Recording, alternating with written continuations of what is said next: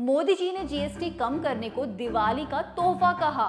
मतलब अब economic policy सरकार की जिम्मेदारी नहीं है, लोगों पर एहसान है। क्या गारंटी है कि कंपनीज इस जीएसटी रेट कट का सारा बेनिफिट कंज्यूमर को देंगी? स्टेशनरी पर जीएसटी कम करने से एजुकेशन बेहतर नहीं होती और हेल्थ इंश्योरेंस प्रीमियम पर जीएसटी हटाने से हेल्थ केयर सर्विसेज इंप्रूव नहीं होती। क्या इस सरकार को ऐसे पोस्टर्स बनाकर जनता को ट्रोल करना चाहिए क्या?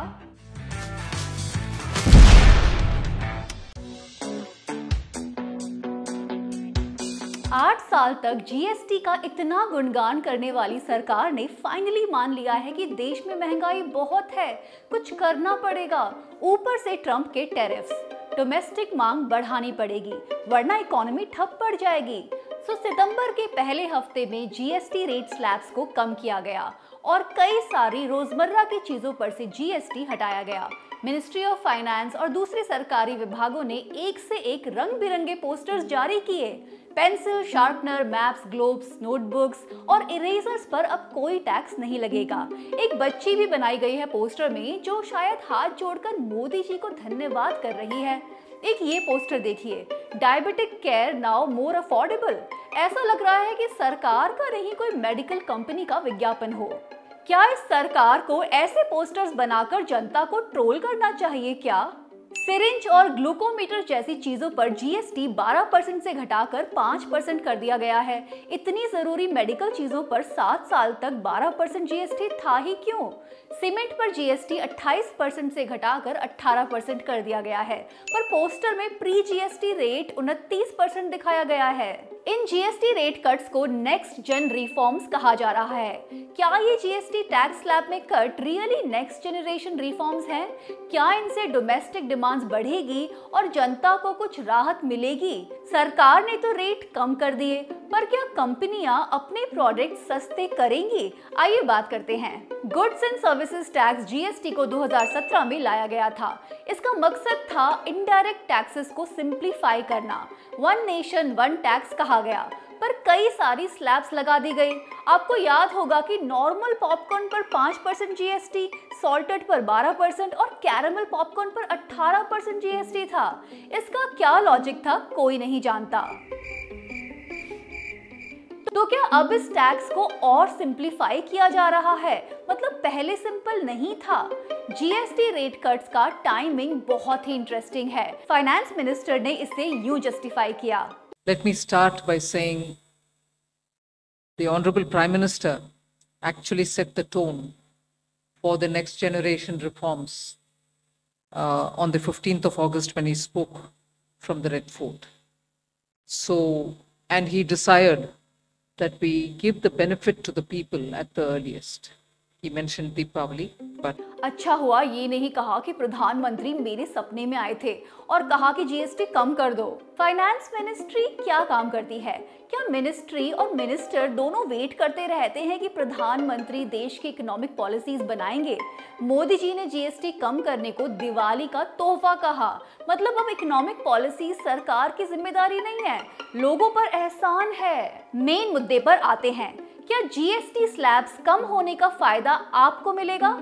अब बस दो मुख्य स्लैब्स हैं, 5% और 18%। 12% और 28% वाले स्लैब्स को हटाया गया है। कुछ लग्जरी आइटम्स जिनको सिन गुड्स कहा गया है, जैसे टोबैको, अल्कोहल, पान सुपारी, गुटखा, इनको 40% के स्लैब में रखा गया है। 22 सितंबर को ये नए रेट्स लागू हो जाएंगे। रोजमर्रा के सामान पर जीएसटी कम होने से डेफिनेटली लोगों को राहत मिलेगी। ज्यादातर खाने पीने की चीजें और ग्रोसरी प्रोडक्ट्स पे 5% जीएसटी लगाया गया है। एसेंशियल आइटम्स जैसे ब्रेड, दूध, पनीर पर 0 टैक्स है। इलेक्ट्रिक व्हीकल्स और छोटी कारों को 5% के स्लैब में रखा गया है। हेल्थ इंश्योरेंस प्रीमियम पे कोई जीएसटी नहीं लगेगा। लग ही क्यों रहा था? कंपनियों के पास 2 हफ्ते की डेडलाइन है, जिसके बाद उन्हें ये नए टैक्स रेट्स लागू करने होंगे।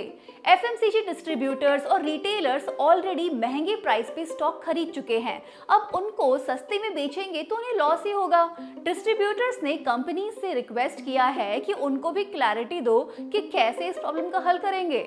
वहीं कंपनीज ने सरकार से रिक्वेस्ट की है कि एग्जिस्टिंग स्टॉक को पुरानी पैकेजिंग में ही बेचने दिया जाए, वरना उनको पैकेजिंग बदलने में ही 2000 करोड़ का नुकसान हो सकता है। एक बार तो सभी छोटे दुकानदारों और बिजनेस को फिर से जीएसटी के नए नियमों के साथ एडजस्ट करने में दिक्कत आएगी। पर बात वही है कि क्या चीजों के दाम वाकई कम होंगे? क्या गारंटी है कि कंपनीज इस जीएसटी रेट कट का सारा बेनिफिट कंज्यूमर को देंगी? इनफैक्ट कंज्यूमर को खुद भी ये भरोसा नहीं है। रिसेंटली लोकल सर्कल्स ने एक सर्वे किया।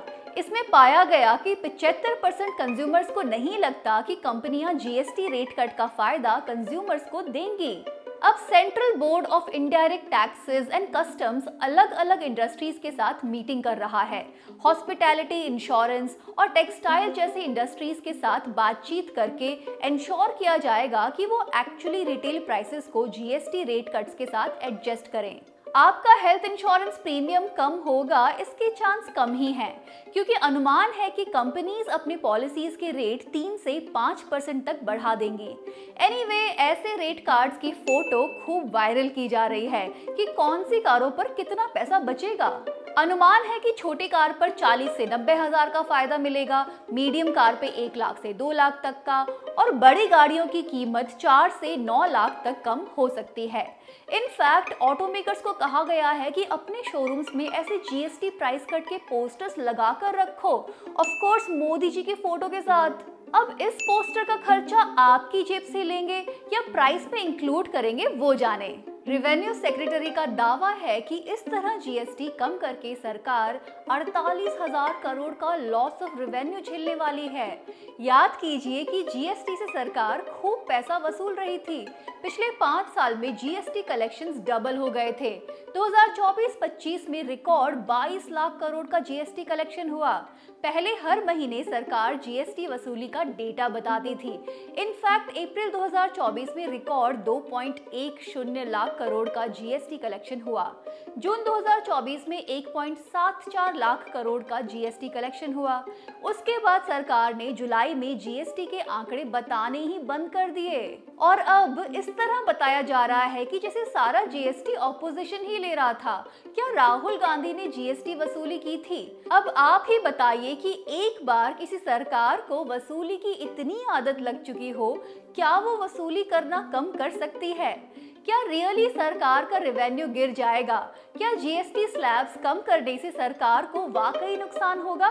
इस सवाल का जवाब रैंटिंग गोला से सुनते हैं। 12% जीएसटी वाली आइटम 5% जीएसटी में डाल के नुकसान नहीं हो रहा तुम लोगों को? 12% जीएसटी आइटम से सिर्फ 5-6% रेवेन्यू आता है, LOL। और ये 18% वाला स्लैब जो खबरदार कुछ किया उसको 70 से 75% रेवेन्यू देता है हमको। लेकिन 28% वाले जीएसटी आइटम से भी तो तुमको 15% का रेवेन्यू आता है, फिर उसको काहे 18 में डाल रहे हो? इसको 18 में डाल के 40 का एक और स्लैब भी तो निकाल दिया। और अभी हमारा टेक्सटाइल इंडस्ट्री अमेरिका के टैरिफ्स की वजह से थोड़ा डिस्टर्ब ऑलरेडी नहीं होगा? Of course this is the best time to put more taxes on them, make them suffer. But चीजों के रेट्स तो कम होंगे ही। 100 रुपए की चीज तुम लोग 12% जीएसटी पे अगर 112 रुपया देने की क्षमता रखते तो मैन्युफैक्चरर रेट घटाए ना घटाए मेरे को क्या, मैं मैन्युफैक्चरिंग नहीं करती हूँ जी। चलो प्रीमियम तो सस्ता होगा ही।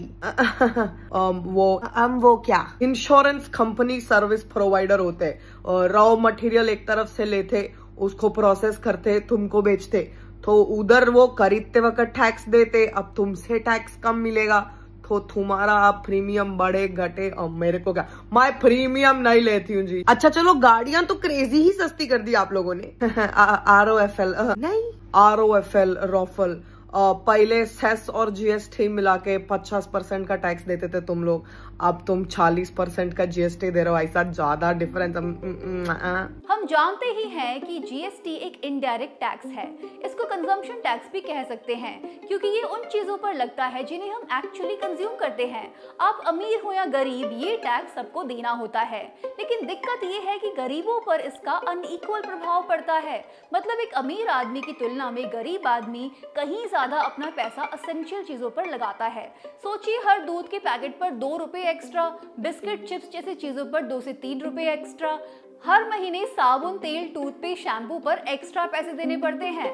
ऊपर से इनकम टैक्स तो आप देते ही हैं। हर बार खर्च करने पर भी आपको एक और टैक्स भरना पड़ता है। जब दूध पर टैक्स बढ़ता है तो अगले ही दिन से लागू हो जाता है, और अब जब कम हुआ है तो 2 हफ्ते का टाइम मिला है कंपनीज को। उस पर भी भरोसा नहीं है कि एक्चुअली एक पैकेट दूध की कीमत कुछ कम होगी। आपको क्या लगता है, क्या दूध के दाम कम होंगे? 10 रुपए के बिस्किट का पैकेट क्या 9 में हो जाएगा? ऑक्सफैम की रिपोर्ट ने दिखाया था कि देश की बॉटम 50% गरीब जनता जीएसटी का 2/3 भार उठाती है, जबकि अमीर जीएसटी में बस 3% कंट्रीब्यूट करते हैं। इतना पैसा लगाकर जीएसटी रिफॉर्म्स का गुणगान हुआ, पर 2-3 दिन में ही एक्साइटमेंट खत्म भी हो गया। लोगों ने मीम देखे, फिर आगे निकल गए। बस कुछ कंपनीज ने अखबार में ऐड देकर मोदी जी को थैंक यू बोला। जनता तो छोड़िए, स्टॉक मार्केट में भी कोई एक्साइटमेंट नहीं दिखी। सेंसेक्स ढीला रहा, ना ऊपर गया ना नीचे आया। अब 22 सितंबर का इंतजार रहेगा, देखते हैं क्या महीने का खर्च कुछ कम होगा। जैसे ही ट्रंप का मूड बदलता है, हमारी फॉरेन पॉलिसी बदल जाती है। ये एपिसोड रिकॉर्ड करने तक लेटेस्ट खबर ये है कि ट्रंप ने फिर से मोदी जी को अपना मित्र बोल दिया और कहा है कि ट्रेड नेगोशिएशंस जारी रहेंगे। मोदी जी ने भी तुरंत रिस्पॉन्ड करते हुए थैंक यू कह दिया, पर पीठ पीछे ट्रंप यूरोपियन यूनियन से कह रहे हैं कि चाइना और इंडिया पे 100% टैरिफ लगाओ। ये कैसी दोस्ती है? आगे से प्यार, पीछे से वार। 50% हो या 100%, इंडियन गवर्नमेंट समझ गई है कि टैरिफ से लड़ने के लिए कुछ तो करना ही होगा। क्या टैरिफ से जो नुकसान होगा, जीएसटी रेट्स कम करने से उसकी भरपाई हो सकती है? इकोनॉमिस्ट अरुण कुमार ने इन दोनों को एनालाइज किया। वो कहते हैं कि डोमेस्टिक डिमांड को बूस्ट करने की जरूरत है।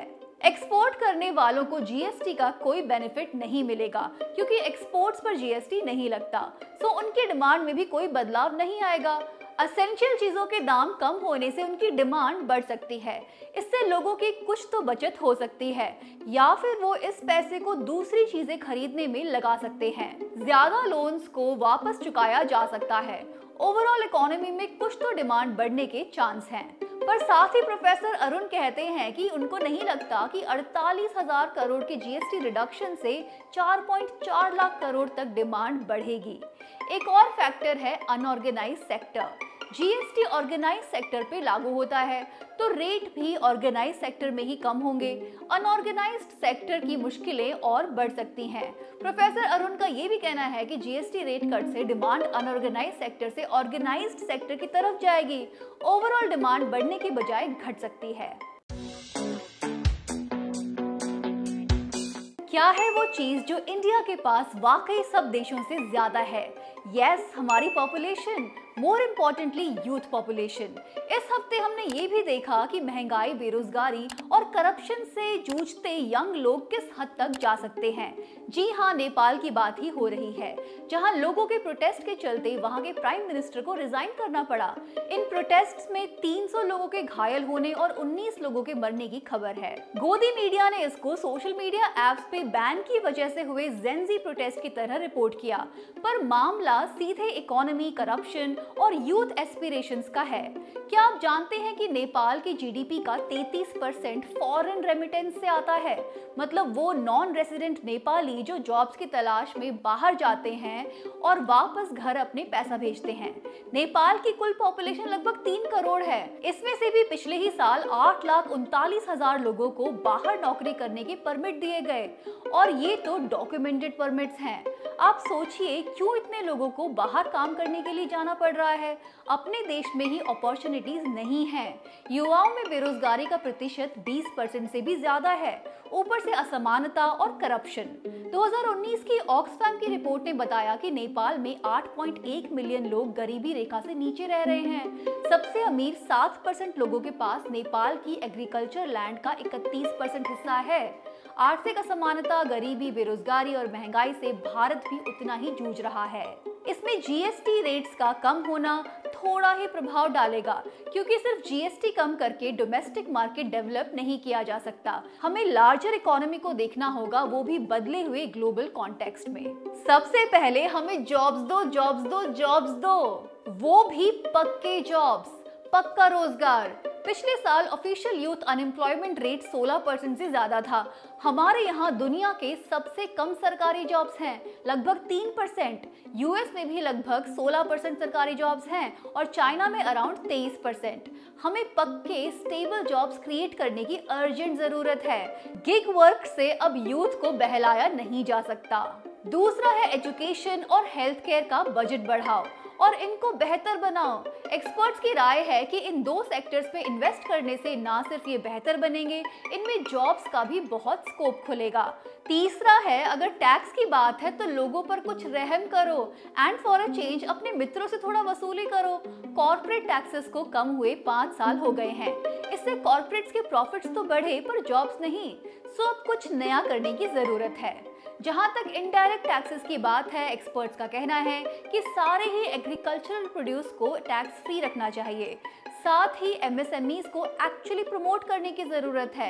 उनकी जीएसटी एग्जेम्पशन लिमिट को बढ़ाना चाहिए।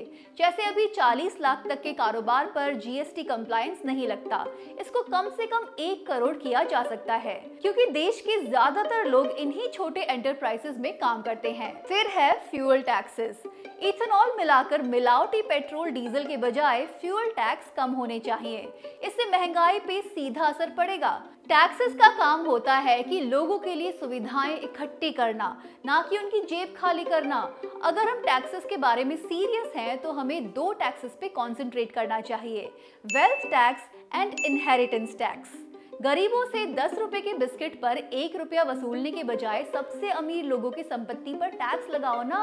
स्टेशनरी पर जीएसटी कम करने से एजुकेशन बेहतर नहीं होती और हेल्थ इंश्योरेंस प्रीमियम पर जीएसटी हटाने से हेल्थ केयर सर्विसेज इंप्रूव नहीं होती। अब तो यही कह सकते हैं कि आप लोगों को मूर्ख समझना बंद करें। इस हफ्ते इतना ही। Thank you for watching Crackonomics. मिलते हैं अगले हफ्ते टू क्रैक मोर इकोनॉमिक्स।